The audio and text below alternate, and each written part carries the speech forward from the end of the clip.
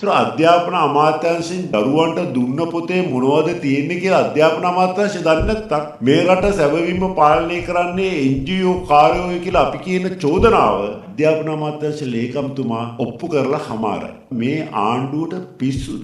හරිනේ අමරසූරිය අගමැතිතුමියගේ එතුමිය NGO කාර්යයක් බව දන්නවා. හැබැයි 6 වන ශ්‍රේණියේ දරුවන්ගේ ඔලු කන්න අධ්‍යාපන පොත්වලට මෙවැනි කරුණු අඩංගු කළ පුද්ගලයන්ව හෙළිදරව් කරලා ඔවුන්ට රටේ නීතිය ක්‍රියාත්මක කළොත් පමණයි අමාත්‍යාංශ ලේකම්තුමා පැමිණිල්ලක් කිරීමට යෑමේ සත්භාවයෙන් කළායි කියලා අපි විශ්වාස කරන්නේ. විෂයමාලාව හදන්නේ ජාතික අධ්‍යාපන ආයතනය. ජාතික අධ්‍යාපන ආයතනයේ ප්‍රධාන ගණන් තැබීමේ නිලධාරී කවුද? ඔය පැමිණිල්ල කරන පැමිණිලිකරුම තමයි. ඒකෙන්ම පේනවා අද අධ්‍යාපන අමාත්‍යාංශයේ ලේකම්තුමාගේ පාලනයෙන් මිදිලා NGO කාර්යයන්ගේ ග්‍රාණයට ලක් වෙලා කියලා. හැබැයි ඉතින් මේවා මල් පැල නෙවෙයි කියන එක අපි රටේ ජනතාවට කිව්වා. මල් පැල සහ වල් පැල අතර වෙනස හඳුනා ගැනීමට සමස්ත ජාතියට උදා වෙන නව වසරේවත් ප්‍රඥාව පහළ වේවා කියලා තමයි ප්‍රාර්ථනා කරන්නේ.